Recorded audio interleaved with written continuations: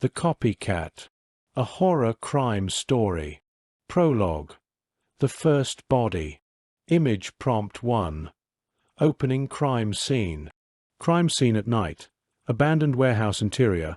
Police tape crossing doorway. Forensic lights casting harsh shadows. Body outline on concrete floor covered by white sheet with visible blood pooling underneath. Evidence markers numbered 1 to 7 scattered around. Detective silhouette standing in doorway backlit by red and blue police lights. Noir atmosphere. Photorealistic crime scene photography. The body was arranged like a sculpture. That's the first thing Detective Sarah Chen thought when she saw it. Not victim. Not murder scene. But sculpture. Art. Something deliberately composed. The woman, mid-20s, blonde, athletic build, had been positioned on her back in the center of the warehouse floor. Her arms were folded across her chest. Her eyes were closed. Someone had placed coins over them. Old pennies, from the looks of it. Around her body, arranged in a perfect circle, were 7 candles. All burned down to stubs. All extinguished. Jesus Christ, her partner, Detective Marcus Webb, said from behind her. It's just like the others. Sarah stepped carefully around the circle, examining the scene without touching anything. The forensics team was already photographing, measuring, documenting. But she needed to see it herself. Understand it. This was the 4th body in 6 weeks. All women. All in their 20s. All found in abandoned buildings throughout the city. All arranged the same way. On their backs, coins on eyes, 7 candles in a circle. No signs of sexual assault. No obvious cause of death. No defensive wounds. Just clean, precise staging that suggested ritual rather than rage. The Candlelight Killer, Marcus said. That's what the press is calling him. I know. Sarah crouched beside the body, studying the victim's face. Peaceful. Almost serene. Like she'd fallen asleep. We need to find him before there's a 5th. But she had no idea that the killer had already found her. Part 1. The letter. Image prompt 2. The letter. Asterisk extreme close-up of a handwritten letter on aged paper. Fountain pen calligraphy in dark ink. Letter sits on detective's desk under harsh desk lamp creating dramatic shadows. Visible text reads, Dear Detective Chen, you're looking for me. Let me help you understand. Coffee cup and case files blurred in background. Noir detective aesthetic. Photorealistic document photography asterisk. The letter arrived at the police station 3 days after the 4th body was found. It was addressed specifically to Detective Sarah Chen. Written in careful, old-fashioned handwriting. No return address. Postmarked locally. Sarah opened it in her office, with Marcus looking over her shoulder. Dear Detective Chen. Asterisk, you're looking for me. I know this because I've been watching you. I've seen you at the crime scenes, studying my work with such intensity, such focus. You appreciate what I'm doing, don't you? You understand it's not just killing, it's transformation. Asterisk. Asterisk, the women I choose are broken, detective, damaged, lost. I give them peace. I arrange them beautifully. I send them to the other side with ceremony and respect. This is not murder. This is mercy. Asterisk. Asterisk, I know you don't agree. Not yet. But you will. Because I'm going to teach you. I'm going to show you why this matters. Why it's necessary. Asterisk. Asterisk, the 5th will be different. Special. Just for you. Asterisk. Your admirer. See. Sarah read it twice. Then a 3rd time. He's escalating, Marcus said. Direct contact with law enforcement. That's a sign he's getting confident, possibly careless, or possibly smarter than we think. Sarah pulled out her phone, took photos of the letter. He says the women are broken, damaged. We need to look into their backgrounds, find the connection. We've already looked. There's no connection. Different neighborhoods, different jobs, different social circles. The only thing they have in common is age and gender. There has to be something. He's choosing them for a reason. Sarah stared at the letter again. That careful handwriting. The word choice. Asterisk transformation. Mercy. Ceremony. Asterisk. This wasn't a disorganized killer. This was someone with a philosophy, a purpose, which made him far more dangerous. Over the next week, Sarah dove deep into the victims' histories. Victim 1 * Amanda Price, 24, worked at a coffee shop. History of depression. Had attempted suicide 3 years earlier. Victim 2 * Rachel Kim, 27, freelance graphic designer. Recovering alcoholic. Had been sober for 8 months when she died. Victim 3 * Melissa Rodriguez, 23, graduate student. Survivors of domestic abuse. Had left her boyfriend 6 months before her death. Victim 4 * Jennifer Walsh, 26, nurse. Her medical records showed she'd been treated for self-harm scars.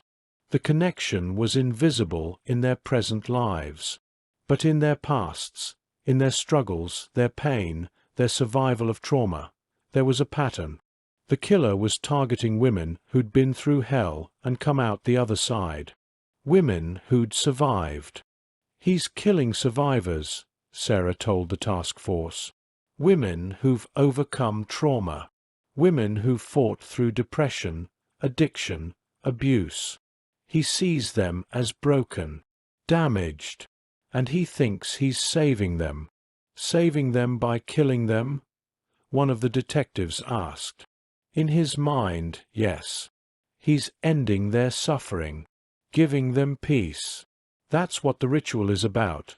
The candles, the coins, the positioning. He's sending them off with ceremony, like a funeral. So he's delusional. No, he's organized, methodical. He's not hearing voices or seeing visions. He's operating from a coherent, if twisted, belief system, which means he's harder to catch, because he's rational within his own framework. The next letter arrived 2 days later. Dear Detective Chen, you're getting closer. I can see it in how you've changed the investigation. You're looking at who they were, not just who they are. Good. That means you're starting to understand. But you're wrong about one thing. I'm not killing them. I'm freeing them. There's a difference. Tell me, detective, have you ever felt trapped? Have you ever wanted to escape your own life but couldn't find the door? That's how they felt. Every single one of them. Survivors, yes. But surviving isn't living. Surviving is just not dying. I gave them an exit. A beautiful, peaceful exit. The 5th is ready. I've been watching her. She's perfect. And when you find her, you'll see what I mean. Soon. See. Sarah's blood ran cold. He's got someone, she said. Right now. He's watching a potential victim. How do we find her? Marcus asked. We don't know his hunting grounds. Don't know his victim selection process beyond the trauma history. We can't just put every woman in the city with past trauma under protection. Sarah looked at the letter again. Something about the phrasing bothered her. I've been watching you. I've seen you at the crime scenes. Asterisk, I know you don't agree. Not yet. Asterisk. He wasn't just writing to the police. He was writing to her specifically, personally. He knows me, she said quietly. What? He knows me. Not just my name from news reports. He knows me. How else would he know I've been at every crime scene? How would he know I'm the lead detective on this case? It's been in the papers. Not which detective is lead. That's internal. The press knows there's a task force. They don't know I'm running it. She felt her skin prickle. He's been close to me. Close enough to watch me work. Close enough to know things that aren't public. Could be someone in the department. Or someone who has access to the crime scenes. Forensics. Press. Even witnesses. Sarah started making a list. We need to cross-reference everyone who's been present at all 4 scenes. Find the overlap. It was a long shot. Crime scenes were chaotic. Dozens of people came and went. But it was something.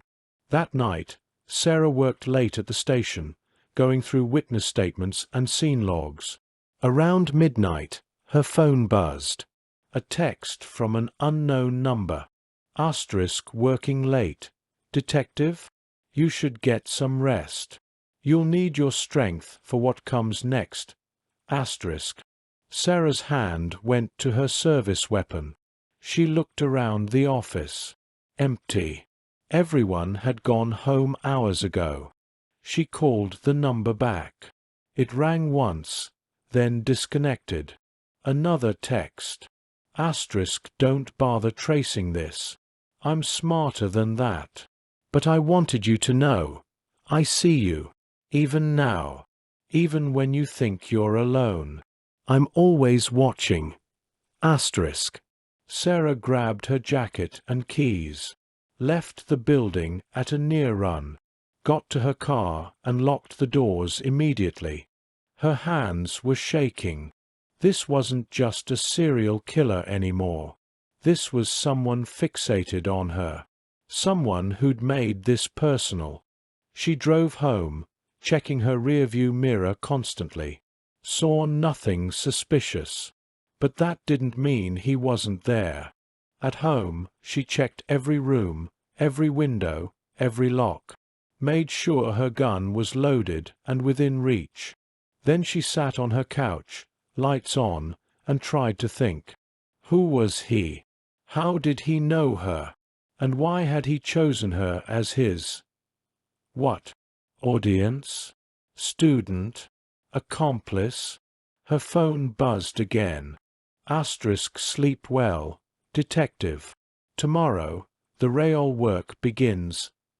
Asterisk. Sarah didn't sleep at all. Part 2. The 5th victim. Image prompt 3. Sarah's investigation board. Detective's investigation board. Massive corkboard covered with crime scene photos connected by red string, newspaper clippings, victim photos, 4 women's faces, handwritten notes, map with red pins marking body locations, letter excerpts pinned up, Detective Sarah Chen, Asian woman, 30s, dark hair in ponytail, exhausted, standing in front of board with coffee cup, lit only by desk lamp creating film noir shadows. Photorealistic, police, procedural, aesthetic. The 5th body was found the next morning. But it wasn't where anyone expected. It was in Sarah's apartment building. Not her apartment, 2 floors down, in the unit of a woman named Claire Morrison. 28 years old, worked as a social worker, lived alone, and she'd been arranged just like the others. On her back, coins on her eyes, 7 candles in a circle. Sarah arrived at the scene to find the entire building evacuated, the street blocked off, and Marcus waiting for her with a grim expression. "Tell me he didn't," Sarah said. "He did. 2 floors below you. He was in your building, Sarah. While you were home. While you were sleeping. I wasn't sleeping. Then while you were awake. He was here. That close. Sarah felt sick. She pushed past Marcus, up the stairs to Claire's apartment. The scene was the same as the others. Precise. Ritualistic. Beautiful in a horrifying way. But there was something new. On the wall, written in what looked like red marker, was a message. Asterisk, did you hear me, detective?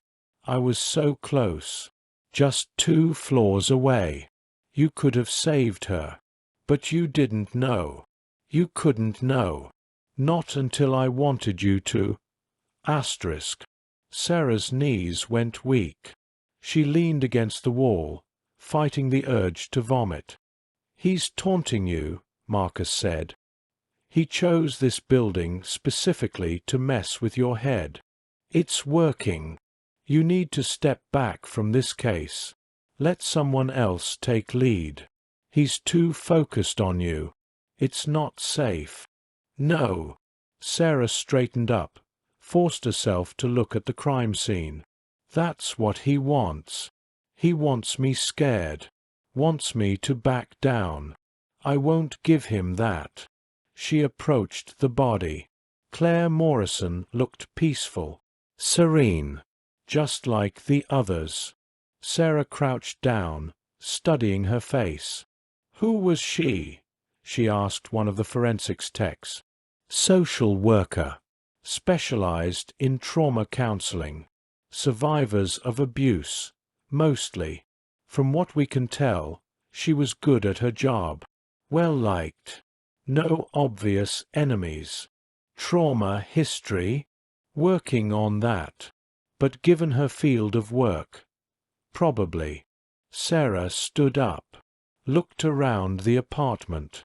Neat. Organized. Books on psychology and counseling. Photos of Claire with friends, family. A normal life. A good life. Ended because some psychopath thought death was better than survival. I need to see his letters again, Sarah said. All of them. Something I'm missing. Back at the station, Sarah spread out the 2 letters on her desk. Read them over and over, looking for clues. The handwriting was distinctive, old-fashioned, almost calligraphic. The kind of writing that required practice, education. The paper was expensive, linen by the feel of it, not something you'd buy at a regular store. And the language, formal, precise, literary, almost. This wasn't someone uneducated. This was someone who'd studied, who valued language and presentation. Sarah's phone buzzed. Another text from the unknown number. Asterisk, you're looking at the letters. Good. But you're still not seeing it. Let me give you a hint. It's not just what I say. It's how I say it. The pattern. The structure. Think. Detective. Asterisk. Sarah looked at the letters again. The structure. The pattern. Both letters were exactly the same length. Same number of paragraphs.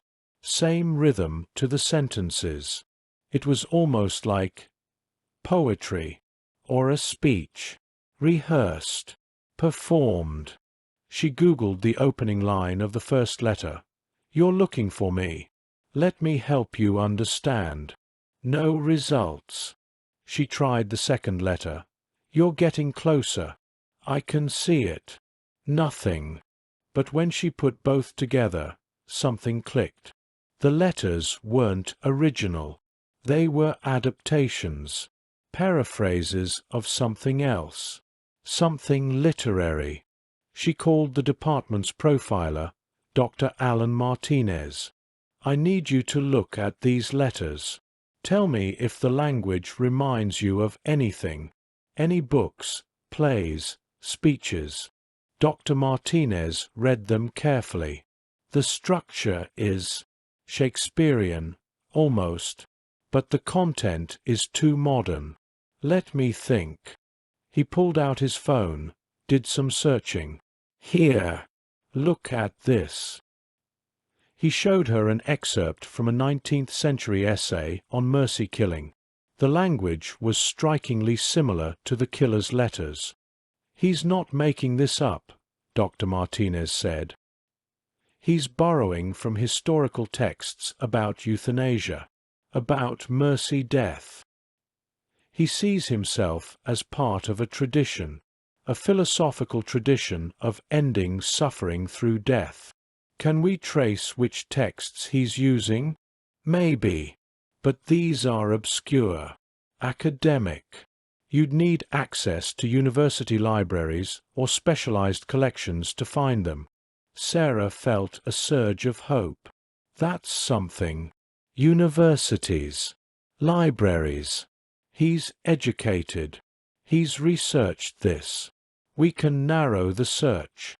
She spent the next 3 days compiling a list of everyone in the city with access to academic libraries and a background that fit the profile. Educated, male, statistically more likely, interest in philosophy or ethics or medicine. The list was still hundreds of names long, but it was shorter than thousands. Then the third letter arrived. Image prompt 4, third letter with photo. Asterisk letter on desk under interrogation room lamp, but this time there's a Polaroid photo clipped to it. Photo shows Detective Sarah Chen herself taken from a distance. Surveillance shot. She's at a crime scene in the photo.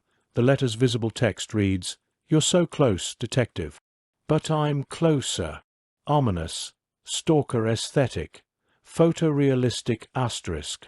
This one was different. Dear Detective Chen.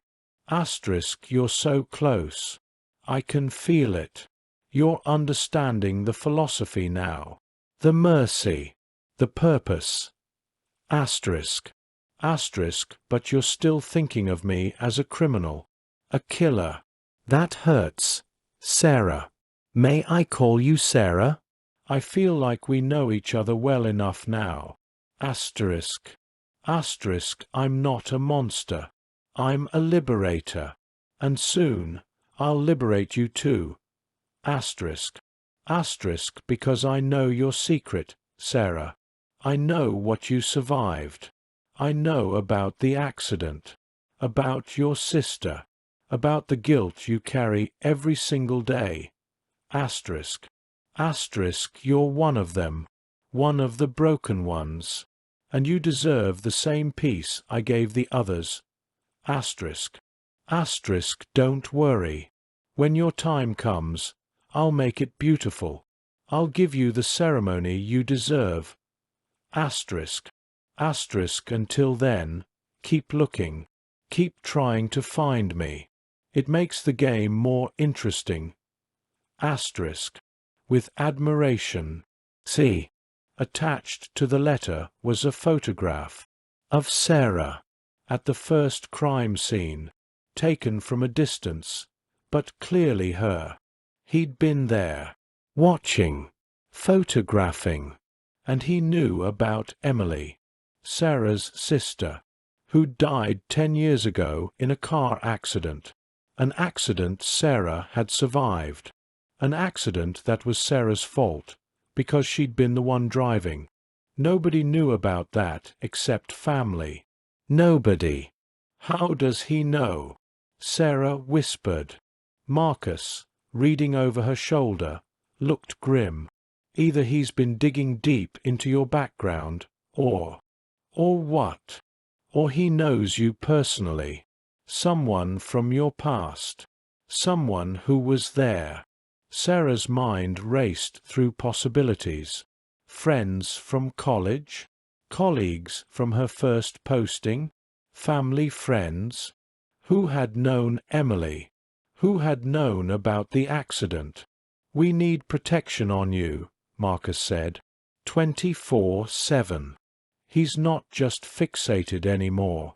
He's threatening. He won't come after me yet. He's enjoying the game too much. But after. Sarah looked at the letter again. We need to find him before he decides I'm ready for my ceremony. That night, under police protection, Sarah couldn't stop thinking about the killer's words. Asterisk, you're one of them. One of the broken ones. Asterisk. Was she just as damaged as his victims? Just as in need of what? Saving? Liberation? Death? She'd spent 10 years trying to atone for Emily's death. 10 years working cases, saving lives, catching killers. 10 years trying to balance the scales. But the guilt never went away. The weight never lifted. Maybe that made her broken. Maybe the killer saw something in her she'd been hiding from herself. Her phone buzzed. She almost didn't look. But some instinct made her check. Another message. Asterisk, you're thinking about it, aren't you? Thinking about whether I'm right. Whether you're broken. Whether you deserve peace. Asterisk. Asterisk, that's good, Sarah. That means you're ready to understand. Asterisk. Asterisk, soon. I'll show you. Soon. You'll see the beauty in what I do. Asterisk. And then, you'll thank me. Sarah turned off her phone. But she couldn't turn off her thoughts. The killer was inside her head now. And she didn't know how to get him out. Part 3. The Pattern. Image Prompt 5. Library Research. Old University Library interior. Towering bookshelves filled with leather-bound volumes. Sarah Chen at desk surrounded by open books on euthanasia and mercy-killing philosophy. Desk lamp creating pool of light in otherwise dark library. She's taking notes intensely. Gothic academia aesthetic. Photorealistic library photography. Feeling of obsessive research. Sarah stopped sleeping. Couldn't sleep. Every time she closed her eyes, she saw the victims' faces. Peaceful. Serene. Dead. And she saw herself among them. Arranged on the floor. Coins on her eyes. 7 candles burning. After 3 days of living on coffee and fear, she had a breakthrough. The academic texts the killer was quoting from, she'd traced most of them to a specific collection. The Whitmore Collection at Blackwood University, a private library of historical texts on death, dying, and end-of-life philosophy. Access was restricted.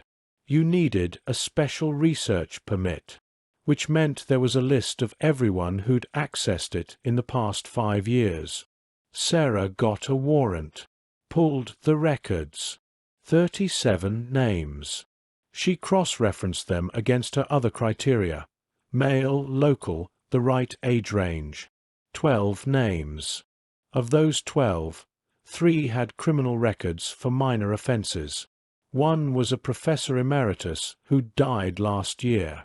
1 had moved out of state. That left 7. 7 potential suspects. Sarah and Marcus split the list. Started interviewing. Suspect 1 asterisk Dr. James Halloway, philosophy professor, mid-50s, brilliant but arrogant, had published extensively on ethics and mercy, but he had an alibi for the night of the 4th murder. He'd been giving a lecture in another city. Suspect 2 asterisk Thomas Green, theology student, late 20s, quiet, intense, no alibi for any of the murders, but his handwriting didn't match the letters. Suspect 3 asterisk Richard Chen, no relation, medical student specializing in palliative care, early 30s, passionate about end-of-life issues, but he was left-handed, and the letters had been written by someone right-handed. Suspect 4 asterisk David Morrison, librarian at Blackwood, late 20s, had access to the Whitmore collection, lived alone, but seemed genuinely shocked when questioned about the murders. Sarah was about to move on to suspect 5 when her phone rang. Unknown number. She answered. "This is Detective Chen." Heavy breathing. Then, "You're getting warm, Detective. 2 of the men on your list have been in my home. Can you guess which ones? Tell me your name." "Not yet. But I'll give you a hint. I'm watching you right now. You're in your car, aren't you? In the parking lot outside David Morrison's apartment. You just finished interviewing him. He seemed nice, didn't he? So earnest. So helpful." Sarah looked around the parking lot, saw nothing suspicious, but her heart was racing. Is it him? No. David is exactly what he seems. A nice, boring librarian who reads too much. You're wasting your time with him. Then who? Keep looking. You're close. So close. I can almost taste it. The line went dead. Sarah sat in her car, hands shaking. He'd been watching her. Right now. Watching her conduct the investigation. How many times had he been this close without her knowing? She called Marcus. He just called me. He's nearby. Maybe still is. I need backup at Morrison's apartment building. Now. Within 20 minutes, the area was flooded with cops. They searched every car, every building, every alley within a 3-block radius. Found nothing. But they did find something at Morrison's apartment when they went back to re-question him. A hidden camera, pointed at his front door. The killer had been watching Morrison, watching who came and went, which meant he'd seen Sarah arrive, seen her interview him, seen her leave. The camera's feed went to a remote server. The tech team traced it but hit a dead end, routed through multiple proxies, impossible to track. But it confirmed something. The killer was technical, sophisticated, not just philosophically educated but practically skilled. Sarah updated her profile, added knowledge of surveillance technology, computer skills, possibly works in IT or security.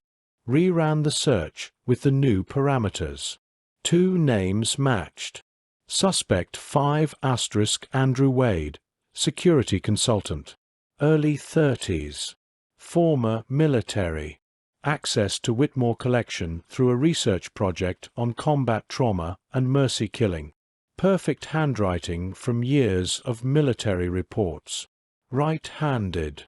No solid alibi for any of the murders. Suspect 6 * Colin Harper, IT specialist for Blackwood University. Late 20s. Managed the library's security systems. Access to Whitmore collection as part of his job. Lived alone. No criminal record. Also right-handed. Sarah and Marcus brought them both in for questioning.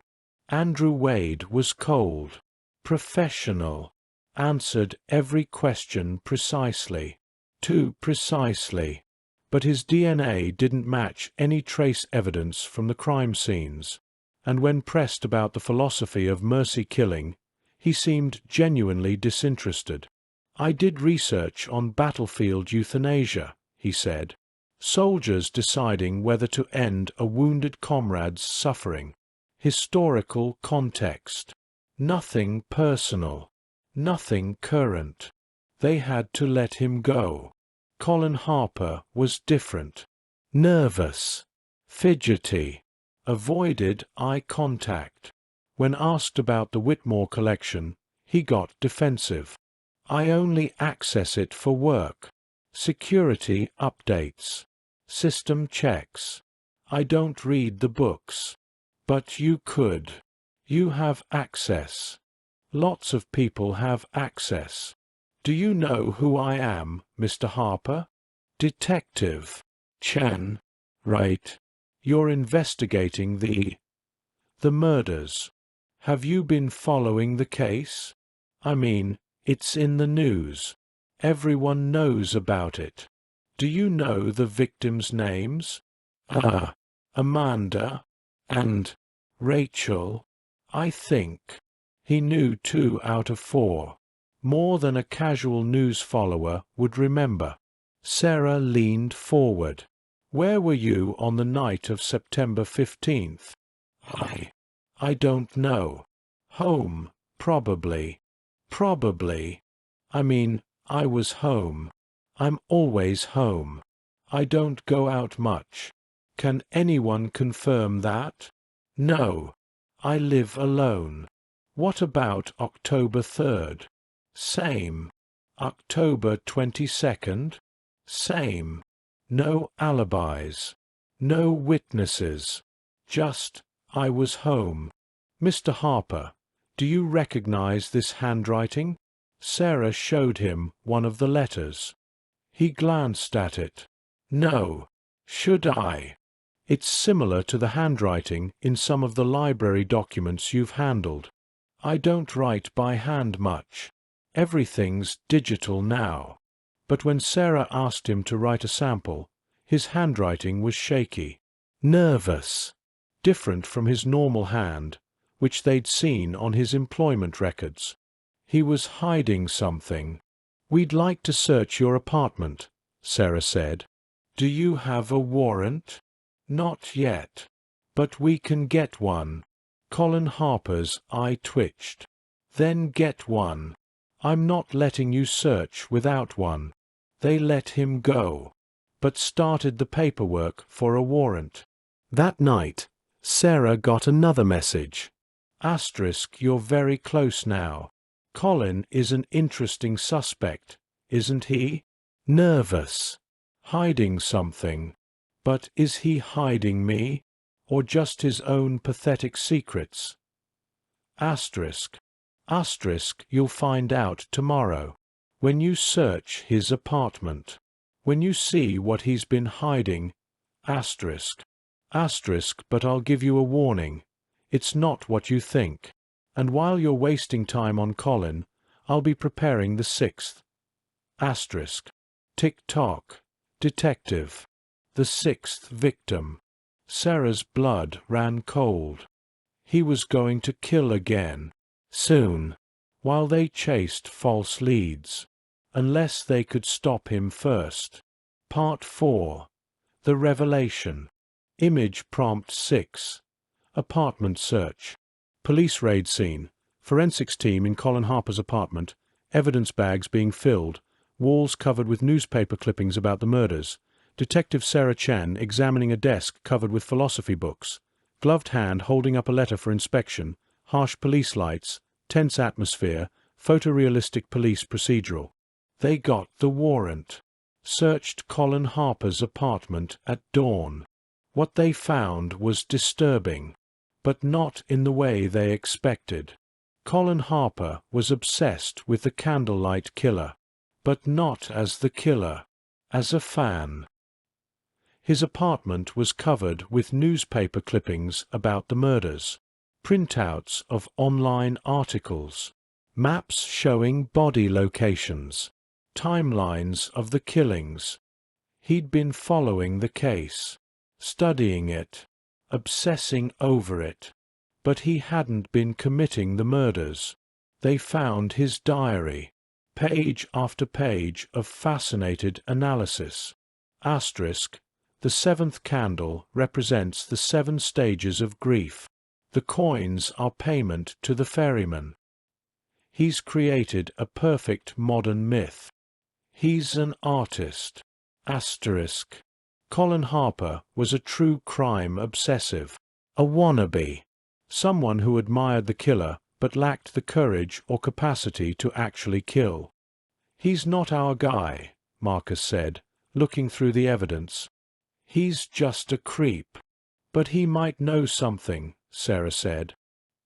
He's been researching this as intensely as we have. Maybe more. Let's bring him back in. Colin Harper, faced with the evidence of his obsession, broke down. I'm sorry. I know it's sick. I know it's wrong. But I can't help it. The way he kills, it's so precise, so meaningful. Not like other serial killers who just destroy. He creates. He transforms. Do you know who he is? Sarah asked. No. I wish I did. I've tried to figure it out. Tried to find patterns. But he's too careful. Too smart. Have you been communicating with him? No. I would never. I just observe. Study. Like a researcher. Have you been to the crime scenes? After they're released. After the police are done. I've walked through them. Tried to understand his process. Did you ever see anyone else doing the same thing? Colin Harper's eyes widened. Actually, yes. At the second scene. The warehouse. There was a guy. Dressed nice. Taking photos. I thought he was press at first. But he didn't have credentials. And he was too focused. Too intense. Can you describe him? Late 20s, maybe early 30s. Tall. Dark hair. Wore glasses. Expensive clothes. Moved like someone educated. Polite. Would you recognize him if you saw him again? Maybe. Sarah pulled up photos of their remaining suspects. Showed them to Colin. He pointed immediately to one. Image prompt 7. Suspect revealed. Police interrogation room. Harsh overhead fluorescent lighting. Two-way mirror visible on wall. Sarah Chen sitting across from well-dressed man. Late 20s. Dark hair. Glasses. Expensive suit. He's calm and smiling slightly. Manila folder with photos spread between them. Tense confrontation. Film noir interrogation aesthetic. Photorealistic. Dr. Sebastian Crane. 29. Clinical psychologist specializing in grief counseling. Works at Mercy General Hospital. Had access to the Whitmore collection through a research project on therapeutic approaches to death and dying. Right-handed. Excellent penmanship from medical school training. Fit the profile perfectly. And they'd missed him because he wasn't on the university's formal access list. He'd used a colleague's credentials to access the collection. They brought him in. Sebastian Crane sat across from Sarah in the interrogation room, looking perfectly calm, almost amused. "Detective Chen," he said, "I've been expecting this." "Have you?" "Of course. Once you found Colin, I knew he'd lead you to me. Colin saw me at the warehouse. I knew he would eventually tell someone. You were at the crime scene. I was. I wanted to see my work in context, understand how it would be interpreted. You did excellent work, by the way. The crime scene preservation was impeccable." Sarah felt her pulse quicken. "You're confessing?" "I'm admitting. There's a difference. Confessing implies guilt. I don't feel guilty, detective. I feel purposeful. You killed 5 women. I liberated 5 women. Women who were suffering. Women who couldn't escape their own pain. I gave them the exit they couldn't find themselves. They didn't ask for your help. They didn't have to. I could see it. In their eyes. In how they moved through the world. They were drowning in trauma. I threw them a rope. A rope made of ritual and ceremony and dignity. Most people die badly. In accidents, from disease, alone and scared. I gave them beautiful deaths. Sarah wanted to hit him. Wanted to scream. But she kept her voice level. Why the candles? The coins? The staging? Symbols matter. They make meaning. The 7 candles represent the 7 stages of grief: shock, denial, bargaining, guilt, anger, depression, acceptance. The coins are payment for the ferryman. The positioning shows respect. Dignity. I'm not some animal killer. I'm a therapist. This is therapy. Terminal therapy. How did you choose them? I have access to medical records. Support group lists. Women who'd survived trauma and were still struggling. I'd observe them. Make sure they were truly suffering. Then I'd offer them release. How did you approach them? Carefully. I'd befriend them. Gain their trust. Tell them I understood their pain. And when they were ready, when they'd accepted that their suffering wasn't ending, I'd offer them a choice. A peaceful death. Most of them agreed. Most. Some needed more convincing. But in the end, they all went peacefully. No struggle. No fear. Just acceptance. Sarah felt sick. You're saying they consented to being murdered? They consented to being freed. And yes, I have proof. Sebastian pulled out his phone, slid it across the table. Voice recordings. All of them agreeing. All of them understanding what I was offering. Sarah played one of the files. Heard Amanda Price's voice, tearful but calm. Asterisk. You're right. I can't do this anymore. I thought I could survive it. But I can't. If you're offering me peace. Yes. I accept. Asterisk. Other recordings were similar. Each woman, in her own words, agreeing to die. This doesn't change anything, Sarah said. You still killed them. Consent to die isn't legal. It's still murder. In your legal framework, yes. But morally, philosophically, I did them a service. What about Claire Morrison, the fifth victim? She didn't consent. She was killed in her own apartment without warning. Sebastian's smile faded slightly. Claire was different, special. I killed her for you, detective, as a gift, to show you how close I could get, to show you that I could reach anyone, even in your own building. You killed her to taunt me.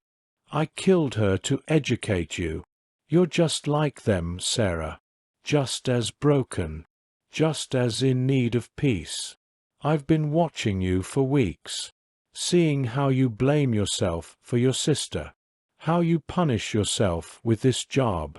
You're drowning too, and I can save you. I don't want your salvation. Not yet. But you will, when the pain gets too heavy, when the guilt becomes unbearable. You'll remember my offer, and you'll accept. Sarah stood up. Sebastian Crane, you're under arrest for 5 counts of murder in the first degree. You have the right to remain silent. I waive that right. I want to talk. I want everyone to hear what I did and why I did it. I want the world to understand that mercy killing isn't always cruel. Sometimes it's the kindest thing you can do. They processed him, booked him, put him in a cell. But as Sarah left the station that night, she couldn't shake the feeling that something was wrong. Sebastian had confessed too easily, too completely, like he wanted to be caught, like he was planning something. Part 5. The Copycat. Image prompt 8. Courtroom. Courtroom scene. Sebastian Crane in defendant's chair in orange prison jumpsuit, looking calm and collected. Sarah Chen in witness stand testifying. Judge presiding. Packed gallery of spectators and press. Dramatic courtroom lighting. Photorealistic legal proceedings aesthetic. Sebastian Crane's trial became a media sensation. The Candlelight Killer, on trial for mercy murders. It had everything: philosophy, psychology, the question of consent, the morality of euthanasia. Defense attorneys argued diminished capacity, argued he genuinely believed he was helping, argued the victims had consented. The prosecution argued premeditation, argued the victims weren't mentally competent to consent to their own deaths, argued Sebastian was a narcissistic killer who'd rationalized his murders as mercy. Sarah testified, detailed the investigation, described the crime scenes, played the recordings of the victims' consent. The jury deliberated for 3 days, found Sebastian Crane guilty on all counts, 5 consecutive life sentences without possibility of parole. Sarah should have felt relief, closure, justice. Instead, she felt empty, because 3 days after Sebastian was sentenced, the 6th body was found. Image prompt 9, new crime scene. * identical crime scene to image 1 but with key difference. Body arranged the same way, on back, coins on eyes, 7 candles in circle, but on the wall behind written in blood. He taught me well. C2 inch. Detective Sarah Chen standing frozen in shock staring at the message. Harsh crime scene lights, horror and disbelief, photorealistic asterisk. Same staging, same ritual, same precision. But it wasn't Sebastian. He was in maximum security. No way to communicate with the outside.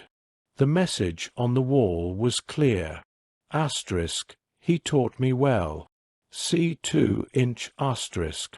C2. Copycat number 2. Someone had been watching Sebastian, learning from him, and now that Sebastian was in prison, they were continuing his work. Sarah stood at the crime scene, feeling her world collapse. They'd caught the killer, but they'd also inspired a new one. "This is my fault," she said to Marcus. "I testified, made Sebastian famous, gave him a platform to spread his philosophy, and someone listened. This isn't on you. This is on whoever decided to kill. But they wouldn't have done it without Sebastian, without his example, his justification, his—" Sarah's phone buzzed. Unknown number. Text message. Asterisk, did you really think Sebastian was alone? Did you think no one else understood the beauty of what he was doing? I've been studying under him for months, learning, practicing, and now that the master is imprisoned, the student must carry on the work. Asterisk. Asterisk, the 6th victim was my first solo piece. What did you think? Did I do him justice? Asterisk. Asterisk, don't worry, detective. I'll be even better than Sebastian, because I learned from his mistakes. I learned not to get caught. Asterisk. Asterisk, and I learned something else. You're still broken, still suffering, still in need of peace. Asterisk. Asterisk, when I'm ready, I'll give it to you, just like Sebastian promised. Asterisk. Until then, happy hunting. The new Candlelight. Sarah showed the message to Marcus. We're back to square one, he said. A new killer. No profile. No suspects. Worse than square one. This one knows Sebastian's methods, knows our investigation techniques, and he's been watching us the whole time, learning, preparing. How do we find him? Sarah looked at the victim, a young woman, mid-20s, positioned with the same care as all the others, given the same mercy. We start with Sebastian. He said he was teaching. Someone was learning. There has to be a connection, a paper trail, visitor logs, something. They pulled Sebastian's prison records. He'd had only 3 visitors since being incarcerated. His lawyer, his mother, and a journalist named Michael Torres, writing a book about mercy killings. Sarah and Marcus went to interview Michael Torres, found him at his apartment, surrounded by research materials on Sebastian Crane. "Detective Chen," Michael said when he opened the door. "I wondered when you'd come. You've been visiting Sebastian in prison. For my book, The Philosophy of the Candlelight Killer. It's a deep dive into his motivations, his belief system. What did he tell you? Everything. His whole philosophy. How he chose victims. How he performed the rituals. He was very open, almost eager to share. Did he ever mention training someone? Teaching someone his methods?" Michael hesitated. Not directly. But he did say something strange. He said his work would continue, that the idea was bigger than him, that others would understand and carry the torch. "Did you write that in your notes?" "Yes." "Why?" "Because someone's continuing his work. Another killer, using his exact methods." Michael went pale. "Oh God! You think my book, my interviews, inspired someone? Or Sebastian told you specifically so you'd spread his message? So someone would pick it up?" "I didn't mean. I was just documenting. Just reporting. Reporting creates copycats, especially when you romanticize the killer's philosophy." "I didn't romanticize anything." "Didn't you? You called him the Candlelight Killer, like he's some poetic figure. You're writing a book that explains his motives, his beliefs, his methods. You're giving him exactly the platform he wants." Michael looked stricken. "I'll stop. I'll shut down the book project. It's too late. Someone already has the information, already learned from Sebastian. The question is who?" They went through Michael's research, found his interview transcripts, his notes, his drafts, and found something else. A folder of emails. From readers. People who'd heard about the book, who wanted to share their thoughts on mercy killing, on Sebastian's philosophy. Most were critical. Some were academic. A few were supportive. One caught Sarah's attention. From an email address, mercifulend@protonmail.com.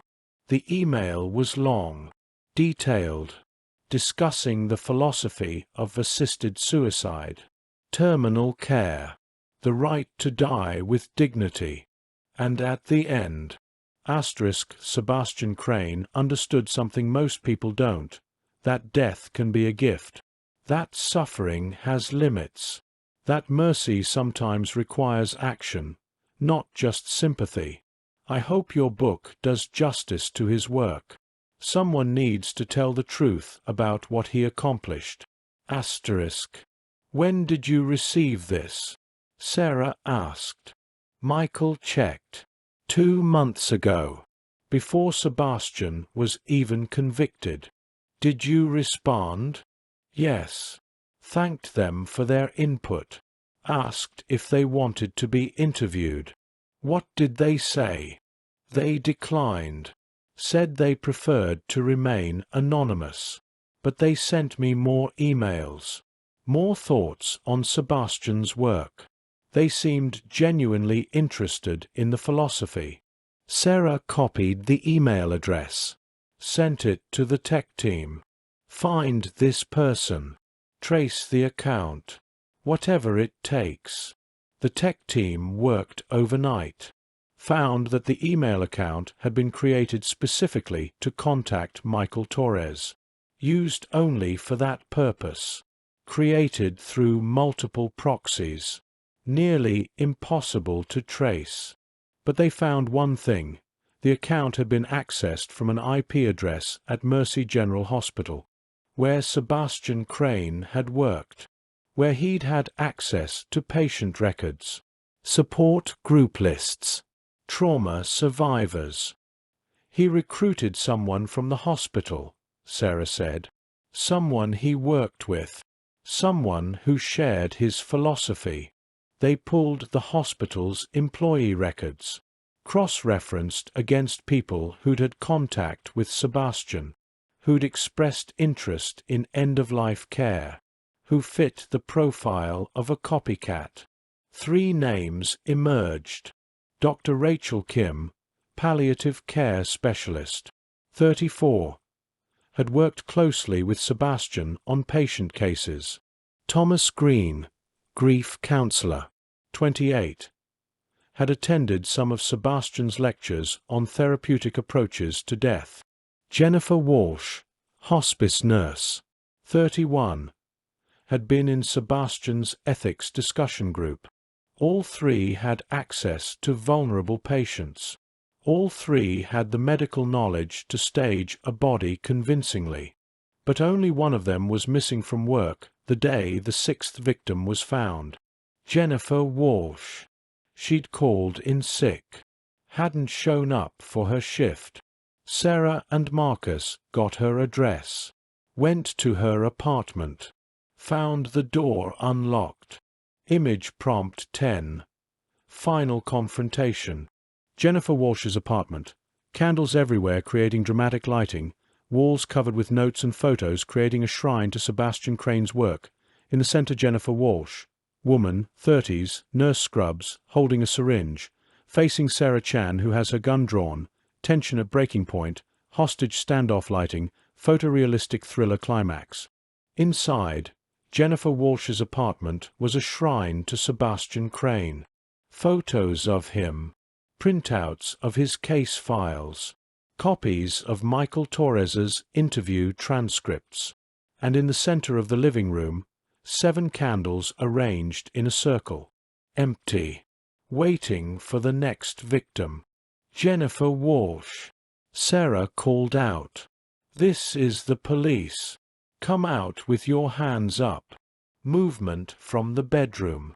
Jennifer appeared in the doorway. She was in her nurse's scrubs, holding a syringe.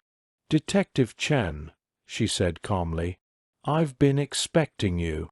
Sebastian said you'd figure it out eventually. You're very good at your job. Put down the syringe. It's just sedative. The same kind Sebastian used. Painless. Peaceful. I'm not a monster. You're a killer. I'm a healer. Just like Sebastian." We both understood that sometimes the most compassionate thing you can do is end suffering. The woman you killed, she didn't consent. She didn't know you were coming. She didn't need to. I saw her pain. I knew her history. She'd been in my hospice unit 2 years ago, when her mother was dying. I saw how the trauma destroyed her. She was living in agony. I freed her. You murdered her. Sebastian taught me that consent isn't always verbal. Sometimes it's in the eyes, in the way someone carries themselves. That woman was begging to be released. She just didn't know how to ask. Sarah kept her gun steady. "Come with me peacefully. Don't make this worse. It's already as bad as it can be. Sebastian's in prison. His work is stopping. Unless I continue it. Unless I carry the torch. You won't continue anything. You'll go to prison too. Will I? Or will I do what Sebastian couldn't?" Jennifer raised the syringe to her own neck. "Will I choose my own beautiful death? My own ceremony? Don't. Tell Sebastian I'm sorry I failed him. Tell him his student couldn't finish the lesson. But tell him this. His philosophy lives on. Even if I'm gone. Even if you stop me. Someone else will understand. Someone else will see the mercy in death. and they'll continue his work. Jennifer plunged the syringe into her neck. Sarah lunged forward, but it was too late. Jennifer collapsed. Paramedics arrived within minutes, rushed her to the hospital, pumped her stomach, administered naloxone. She survived. Barely. But in the ambulance, she told Sarah one more thing. There are more of us. Sebastian's philosophy spreads like a disease. Every person who reads about him, who understands him, they're potential students. You can't stop an idea, detective. You can only delay it. Epilogue. The Legacy. Image prompt 11. Sarah's office at night. Sarah Chen alone in her dark office late at night. Only desk lamp on. She's looking exhausted and haunted. Her investigation board still on the wall showing both Sebastian Crane and Jennifer Walsh's photos connected with red string. Her gun on desk. Coffee cup. Window showing dark city outside. She's reading another letter. Film noir ending aesthetic, photorealistic. Jennifer Walsh was convicted. Sentenced to life without parole. Sebastian Crane released a statement from prison. Asterisk. Jennifer's sacrifice shows the power of the philosophy. She understood. She believed. And even in failure, she proved that mercy death is an idea worth dying for. Others will follow. The torch passes on. Asterisk. Michael Torres's book was pulled from publication. He withdrew from public life, traumatized by his role in inspiring a copycat. Colin Harper, the obsessive fan, was charged with obstruction for hiding evidence during his interview. Released on probation. The case closed. But Sarah knew it wasn't over. Because 2 months after Jennifer's conviction, Sarah received another letter. Same handwriting. Same paper. Same careful calligraphy. Dear Detective Chan. Asterisk, you caught them both. Sebastian and Jennifer. Well done. Truly impressive police work. Asterisk. But did you really think there were only 2 of us? Asterisk. Sebastian's philosophy has spread further than you know. His students are everywhere. Some in medicine. Some in law enforcement. Some closer to you than you think. Asterisk. Asterisk. We've learned from his mistakes. We won't get caught. We won't be stopped. Asterisk. Asterisk. And we're still waiting for you, Sarah. Still watching. Still knowing that you're one of us. One of the broken ones. Asterisk. When you're ready for peace, we'll be here. Asterisk. Until then, keep hunting. It makes the game so much more interesting. Asterisk. Your friend. C3. Sarah sat at her desk, holding the letter, and felt the weight of it. C3. Copycat number 3. How many more were there? How many people had Sebastian infected with his philosophy? How many were out there, right now, choosing victims, preparing rituals, convinced they were showing mercy? She could spend the rest of her career chasing them, catching them, stopping them. But Jennifer was right. You can't kill an idea. And Sebastian Crane's idea, that death is mercy, that suffering must be ended, that some people are too broken to be saved, was out there now. Growing. Spreading. Waiting for the next student to pick up the torch. Sarah opened her desk drawer, looked at her service weapon, thought about Sebastian's offer, about peace, about ending her own suffering. Then she closed the drawer. Not today. Maybe not ever. But she understood now why his victims had said yes. Understood the seduction of giving up, of accepting that the pain would never end unless someone ended it for you. She understood. And that terrified her more than any killer ever could. Because if she understood, Then maybe Sebastian was right about her. Maybe she was broken. Maybe she was already one of them. Sarah picked up the phone. Called Marcus. "We have a C3. Another copycat. It's not over." "It's never over," Marcus said tiredly. "There'll always be another one. So what do? What we always do. We hunt. We catch. We stop them. Until the next one. And the next one after that."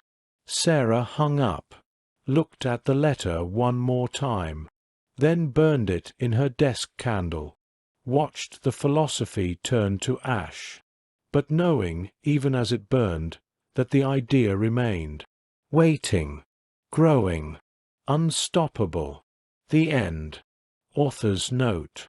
This story explores the dangerous intersection of philosophy and violence, of how ideas, even deeply flawed, morally corrupt ideas, can spread and inspire action. The mercy-killing philosophy isn't new. Throughout history, people have rationalized murder as compassion. From Nazi Germany's T4 program to modern debates about euthanasia, the question of who decides when life isn't worth living remains deeply troubling. This story asks, what happens when that decision is made by someone else? When consent is assumed rather than given? When mercy becomes murder? And it asks a harder question. What if the victims agree? What if they do consent? Does that make it less horrific? Or more? There are no easy answers. Only the certainty that some philosophies, once unleashed, are impossible to contain. Stay vigilant. Stay critical. And never let someone else decide when your suffering has earned you death. Because that's not mercy. That's murder. No matter how beautifully it's arranged.